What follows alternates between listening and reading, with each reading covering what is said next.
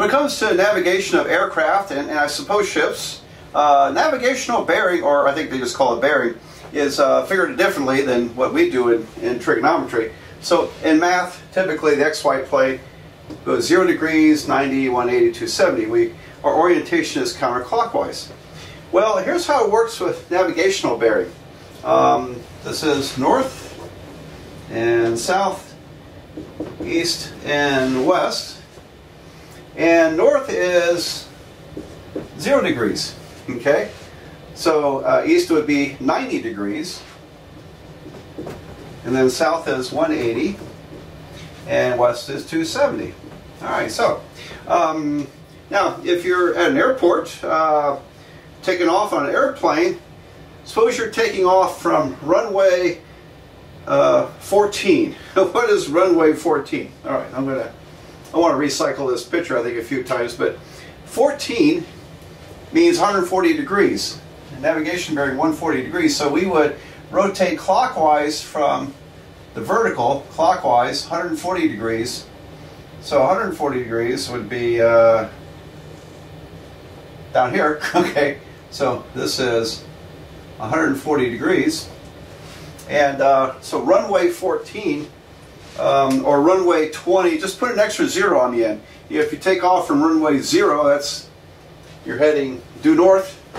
If you take off from runway 27, you're going due west, 270 degrees. All right, so 140 degrees, or runway 14 would be 140 degrees, and it would be going this direction. Now, what's it called? Well, okay, in navigational bearing, you always start with either north or south, and you go for the acute angle. So this angle right here is 40 degrees, right? Because 140 plus 40 must add up to 180 degrees. So this direction would be considered south, 40 degrees south, 40 degrees east. So we go south, 40 degrees toward the east. Up here,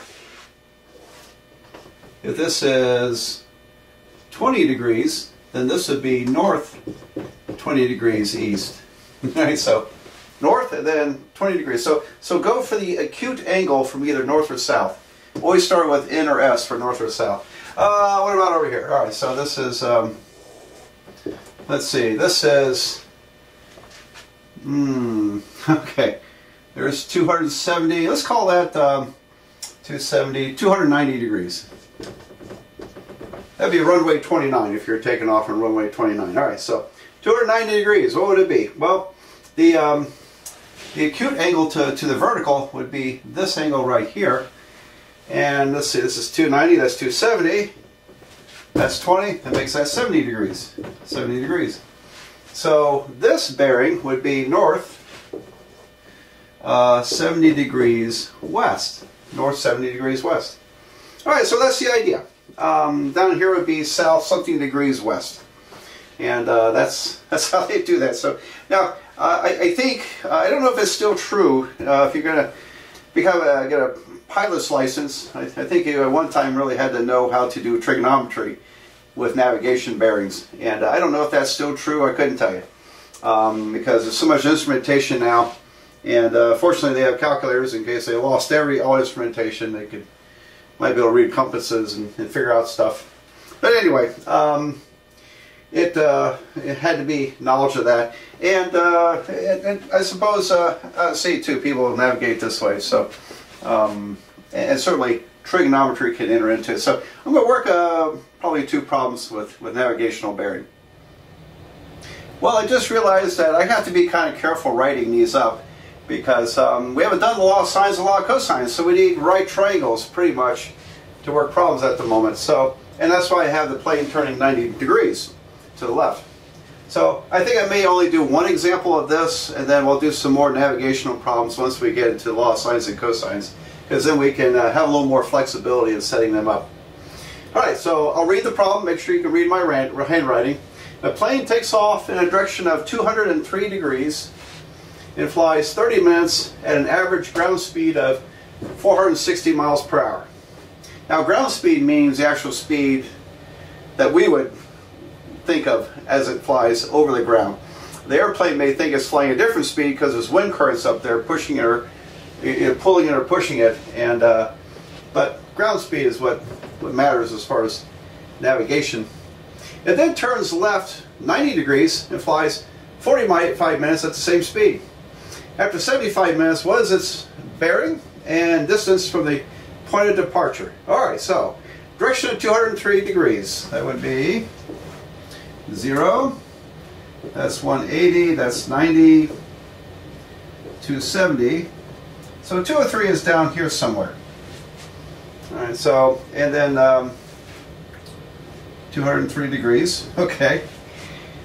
And we can calculate how far it's flown, because in 30 minutes is half an hour, so it's going to fly 230 miles, isn't it? And then it turns left, so left will be this way, goes this way, and flies another 45 minutes. Alright, so I think we'll have interesting problems to set up here. Let's see what we can do with this. And but I'm going to need a bigger place to write. So I'm going to erase all this. You can refer back to it by going back, and we'll take it from there. Okay, the plane took off at direction of 203 degrees. Boy, I hope I remember that right. 203 degrees. So 0 is up here, 40, 90, 180, 203. So here is 203 degrees. Okay. And it flies for 30 minutes, which is 1/2 hour. Now the speed is in miles per hour, so let's convert 30 minutes to half an hour. So 460 miles per hour times 1/2 hour. The hours cancel, and I get 230 miles, don't we? 230 miles. Okay. So this distance here is 230. Okay. And then down here it's a similar calculation, because he didn't change his speed. He's still going 460 miles per hour. So multiply it by 3/4, and boy, I probably got a fraction, don't I? 460 times 3 divided by 4 is, no I don't, 345 miles. So change that to 3/4. He flies, I could have done that in my head, right? 345? Yeah, add half of that, that would work. So 345 miles there. Okay, so this 230 almost looks like 23 degrees. It's 230 miles. Well, his distance from the point of departure is going to be easy, right? Because we have a right triangle here. And there we go. This will be the square root of 230 squared plus 345 squared. Alright, so let's see what we get. that part will be, I think, pretty straightforward to answer. 230 squared plus 345 squared. There we go. Is 171,925. 925. You know, I bet we could factor out 115 squared. If I divide that by 115 squared, I get 13. So this is absolutely unnecessary, but this would be 115 times the square root of 13. Anyway, 115 times the square root of 13 would be 414.6. 414.6. So at least we have that distance there. Alright, so let me log that in. 414.6. Now then, we didn't know his bearing, and how in the world are we going to figure that out? Oh boy. Alright, so I know I can get this angle, because if I subtract 180, this is 23 degrees right here. It's kind of coincidence that this is 23 and this is 230. That really is coincidence. But I got that angle calculated. And what else can we do here? Oh, okay. I gotta figure out how to get, easy, right? I can get this angle or that angle just by using inverse trig function. So, for example, if I know, okay, this little angle right here is 203 minus 180. So subtract 180 from that, get 23 degrees. But the full angle, I'll call theta. It's a right triangle. We can calculate that, can't we? So we can use any of these numbers, and I think I'll use 230 and 345. So from this angle, it's opposite and adjacent. So it's a tangent, right? Tangent theta, I'll write that out. Tangent theta would be 345 divided by 230. Great. All right, so angle theta is inverse tangent. There we go. We got to use calculate an angle. So inverse tangent of 345 divided by 230 would be 56.3 degrees. 56.3 degrees. Okay, and so now we have to figure out this plane's bearing. Okay, what in the world? Well, let's see here. Well, how are we going to put it together? Okay, how tough can this be? 203 degrees goes this way, and if I subtract theta from 203 degrees, I'll get this angle. Let me do that one in green. So here we go. I don't think I need that 23 degrees, do I? So, because 203 is the sum of this angle plus theta. I'll call that alpha for the minute just to get a different angle in there. Alpha plus theta is 203 degrees. Let me write that in.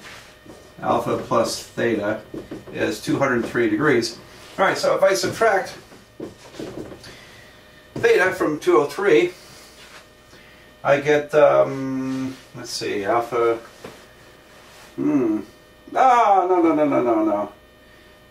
Yeah, see, I goofed again. Hang on here.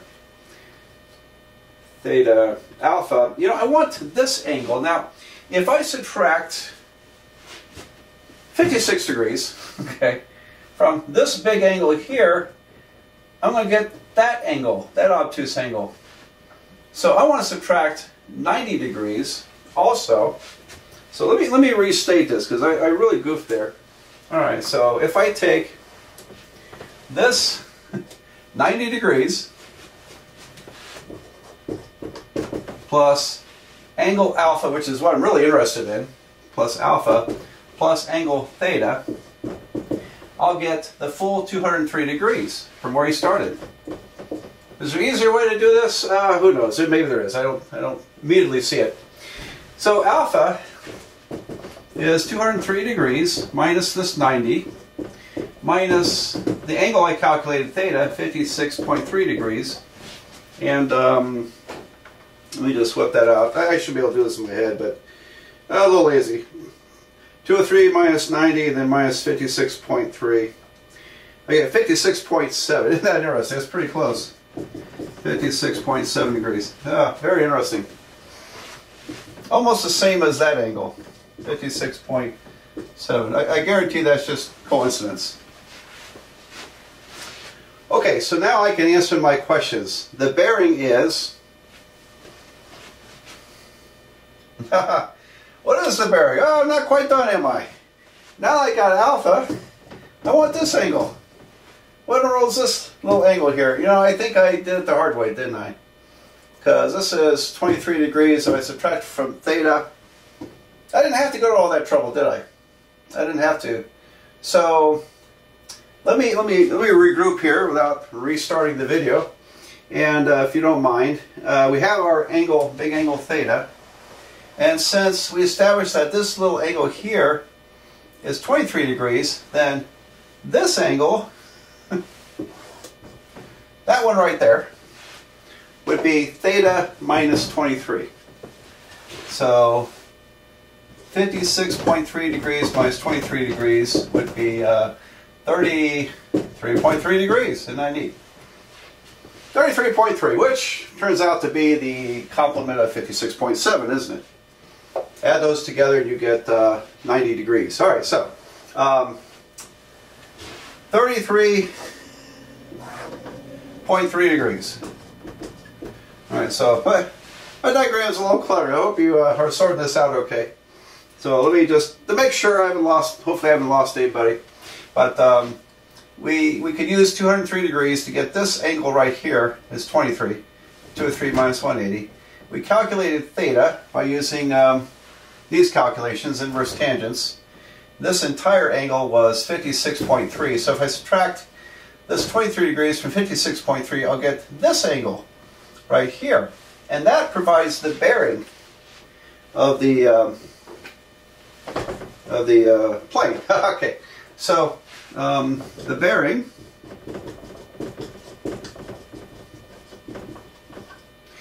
is, okay, we have to go either start with north or south. And what's my angle? 33.3 degrees toward the east. South 33.3 toward the east. Like that. The bearing is south 33.3 degrees east. It is 414.6 miles from the point of departure. Alright, so there we go. I think we got all that in. And pretty neat problem. I just kind of made that up. But when I made it up, I realized that I really needed a 90-degree angle there, because we haven't dealt with triangles without 90 degrees a whole lot yet. So I think I'm going to leave this as my one example for right now for bearing, and we'll do some more coming up here. So let's go on to the law of sines.